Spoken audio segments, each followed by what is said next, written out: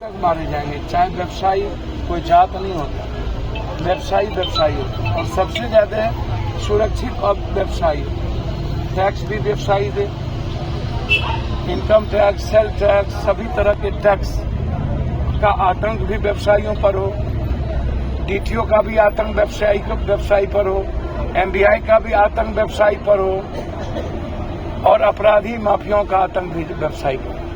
वो जेल के भीतर हो, जेल के बाहर हो, मतलब वो रंगदारी वसूलेंगे, वो आतंक पैदा करेंगे और आतंक पैदा करके वो पैसा वसूलने का धंधा। तो क्या प्रशासन को नहीं पता है? हमारे जो बच्चे मारे गए मेरे लिए बेटे की तरह, पता नहीं है कि हमारे बच्चे क्यों मारे गए।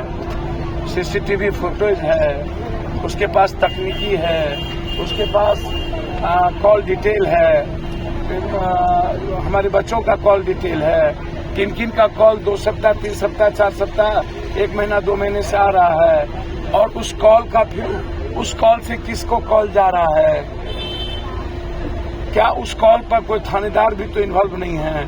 कौन कॉल कहां से आ रहा है, किस शहर से आ रहा है, किस जेल से आ रहा है, क्या इन्हें पता नहीं है? ऐसे अपराधियों को देखिए, मैं जब बोलता हूं तो फिर लोगों को तकलीफ होती है।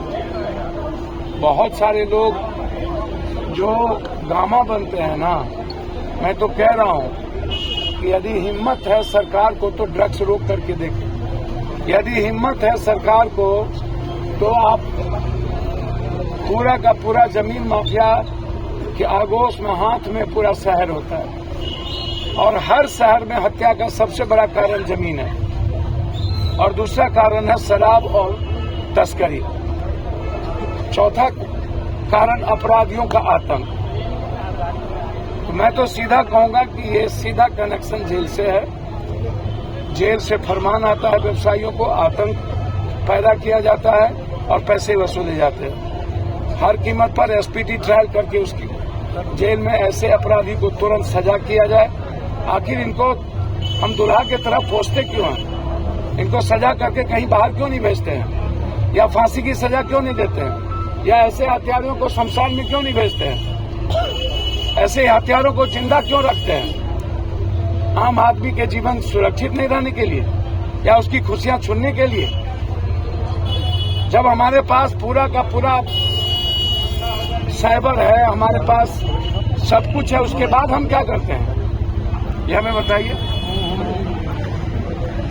इसीलिए अररिया के व्यवसायियों की इस लड़ाई की मुहिम को जब तक हम अंत नहीं करेंगे, हमारी बात एसपी साहब से भी, हमारी बात डीजी साहब से, और इस इशू पर हम गंभीर हैं।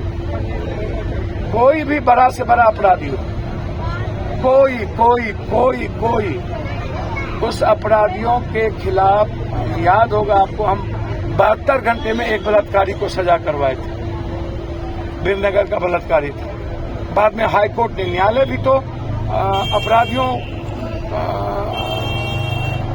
को रास्ता मिल जाता है, न्यायालय से बेल मिल जाता है, लंबे समय तक सजा नहीं होती है क्योंकि डायरी नहीं भेजा जाता है, पुलिस के द्वारा चार्जशीट नहीं भेजे जाते हैं और सही नाम छांट दिया जाता है। जो पैसे जाते हैं अपराधी छूट जाता है।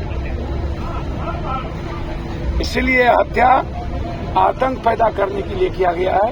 ये हत्या अररिया के व्यवसायियों में दहशत पैदा करने के लिए किया गया, पैसे वसूलने के लिए किया गया।